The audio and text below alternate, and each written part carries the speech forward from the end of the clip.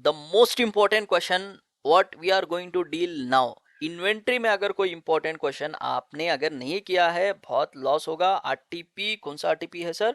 RTP नवंबर 22 best best best, जो आपको ICA confusion में डाल के यहाँ पे आपके 5 मार्क्स छीन सकता है। अगर एक बार नहीं देखे आप इस क्वेश्चन को एग्जामिनेशन में विद इन टाइम सॉल्व करना मुश्किल हो सकता है।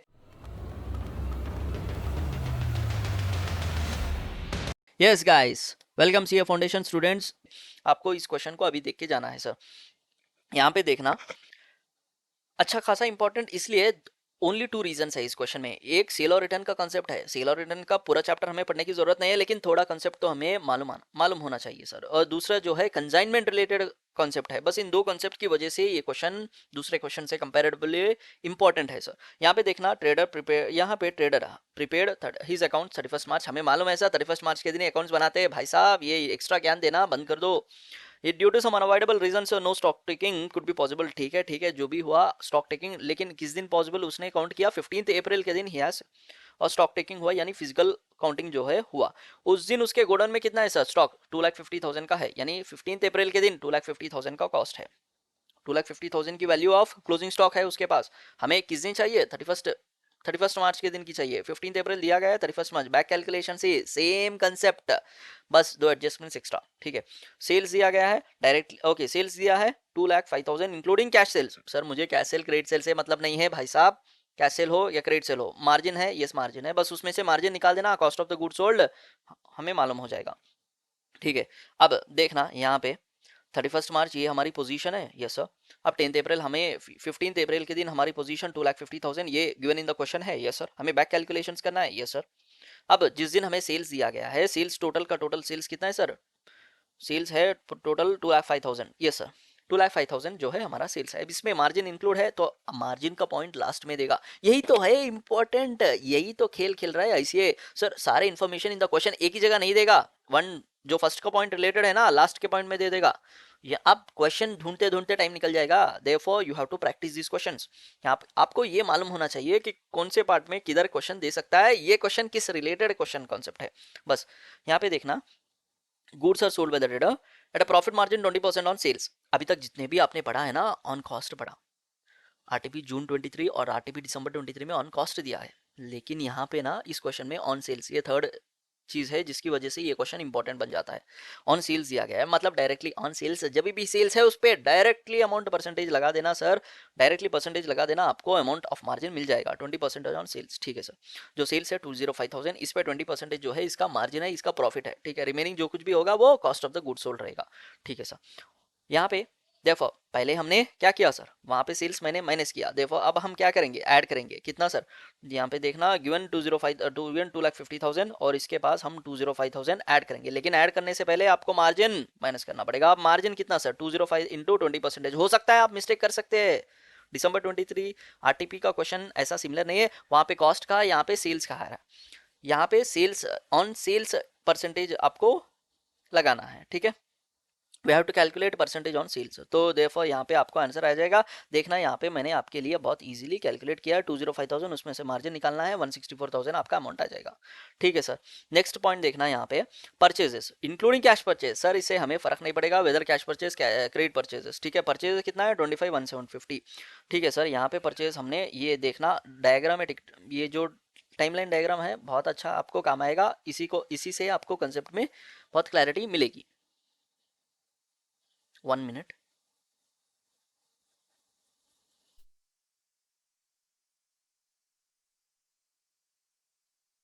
यस सर, हमारा जो परचेजेस है 25,170। यस सर, हम क्या करेंगे, पहले हमने प्लेस किया। देखो हम now what we are going to do, we are going to minus it. Sir कितना है परचेजेस का अमाउंट? 25,170। यहाँ पे देख लेना, परचेजेस अमाउंट 25,170 माइनस किया है। ठीक है सर, दूसरा थर्ड पॉइंट एक बार देख लेना, sales return. Sir sales return हुआ है, सेल्स रिटर्न हुआ है, लेकिन इन बिटवीन 31 मार्च के बाद। लेकिन 31 के दिन तो वो सेल हो चुका है, हमें sales related information, sales return related information नहीं है। देखो हमारे स्टॉक में इंक्लूड रहना चाहिए। देखो हम what we are going to do, sales return को भी ऐड कर देंगे सर। ए भाई साहब, जब भी सेल्स दिया है ना उसमें मार्जिन है, मार्जिन को माइनस करना पड़ेगा। देखो what we are going to do, इस सेल्स रिटर्न में जितना भी सेल्स रिटर्न है 5,000, यहाँ पे देख लेना यस, सेल्स रिटर्न है जितना भी 5000, इस 5000 में हमें मार्जिन निकालना पड़ेगा 5000 इंटू 20%, याद रख लेना, डायरेक्ट कॉस्ट नहीं, सेल्स पे दिया गया है मार्जिन, ठीक है। इसका दूसरा एडजस्टमेंट हम डायरेक्टली सेल्स और सेल्स रिटर्न दोनों को भी एडजस्टमेंट कर सकते हैं, लेकिन मेरा बेहतर मानना है अगर अच्छे मार्क्स आपको मिलना है तो अलग अलग ही देना पड़ेगा, क्योंकि अलग पॉइंट है ना क्वेश्चन में। देखो what we are going to do, हम भी अलग से दिखाएंगे सेल्स रिटर्न को 5000, उसमें से मार्जिन निकाल देंगे, ठीक है सर। नेक्स्ट देखना, ऑन 15 मार्च, अभी आ गया इंपॉर्टेंट भाई साहब।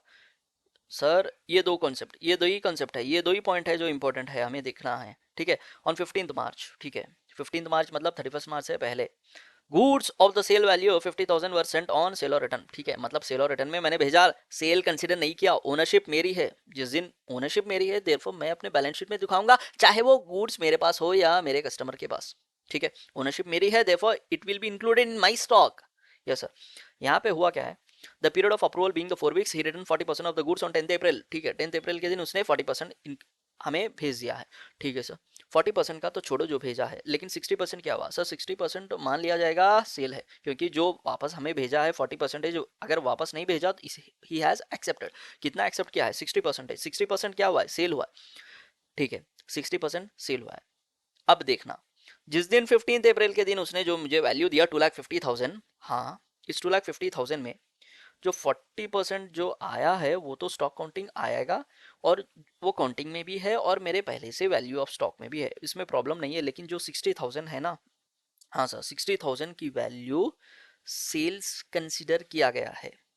31 मार्च के दिन वो सेल नहीं हुआ है, उस दिन तो सेल और रिटर्न के बेसिस में ही है, यानी मुझे वो अपने क्लोजिंग स्टॉक में ही इंक्लूड करना पड़ेगा। Yes sir, therefore what we are going to do boss, 60%, याद रखना 50,000 का 60% इज इक्वल टू 30,000, और इस 30,000 में हम मार्जिन निकाल के अपने अमाउंट को इंक्लूड करेंगे in the stock. Therefore what we are going to do, add करना पड़ेगा, ठीक है सर। यस, बस ये इंपॉर्टेंट कंसेप्ट है, सेल और रिटर्न बेसिस का कंसेप्ट है। दूसरा इंपॉर्टेंट पॉइंट यहाँ पे देखना, trader has also received goods costing 40,000 for sale on consignment, 20% of the goods have been sold by 31 March and another 50%, यानी total 50 plus 20, 70% has been sold. Sir remaining क्या करेंगे, 30%, वो हमारे स्टॉक में इंक्लूड है ना, जिस दिन फिजिकल काउंटिंग किया गया है दूसरों के गुड्स हमारे गुड्स में इंक्लूड है, और उसने वो भी कैलकुलेट कर दिया है, यानी वो उसको भी काउंट किया गया है ऑन 15 अप्रैल को। सर वो गुड्स हमारी ओनरशिप नहीं है, हमारे बाप के नहीं है, देखो हमारे बिजनेस के नहीं है, देखो we have to decrease minus कर देना यार, कितना परसेंटेज सर, 40,000 का है ना, हाँ 40,000 का है, देखो इस 40,000 पे 30% अनसोल्ड है, जितना भी अनसोल्ड है वो काउंटिंग में हुआ है, देखो we are going to decrease. बस सर इतना ही है, वैल्यू ऑफ स्टॉक हमारा हो गया है। 31 मार्च 2012 के दिन हमारा वैल्यू ऑफ क्लोजिंग स्टॉक हमें मालूम हो जाएगा। Anything anything another than this, कोई और शक? यहाँ पे देखना, आपको ये डायग्राम से आपको सब कुछ explain I have already done. आपको अगर ये मटेरियल चाहिए, you can WhatsApp me at 9666330924, आप इस नंबर पे मुझे व्हाट्सअप कर सकते हैं, ठीक है। Yes guys, okay, no we will discussing RTP May 22 का भी सिमिलर क्वेश्चन है, therefore we are going to discuss now itself. बस यहाँ पे देख लेना, सेम है, रिपीटेड क्वेश्चन है, आप ये प्रैक्टिस कर ले सकते हैं, इस क्वेश्चन को छोड़ भी सकते हैं आरटीपी मे 22, लेकिन नवंबर 22 के क्वेश्चन को मत छोड़ना, ठीक है। ये नवंबर 22 का बहुत इंपॉर्टेंट क्वेश्चन है। Yes sir, with this we will close our session now, we will meet with another question. कौन सा क्वेश्चन हम करेंगे sir? Next what we are going to solve is, या हम इलस्ट्रेशंस देख सकते हैं, अगर आपको इंटरेस्ट है illustration, then we will be discussing some illustrations and study material के important questions, we will be discussing this. Otherwise yes, now we will close this session sir, until then goodbye, we will meet in the next video with a depreciation chapter. Thank you guys.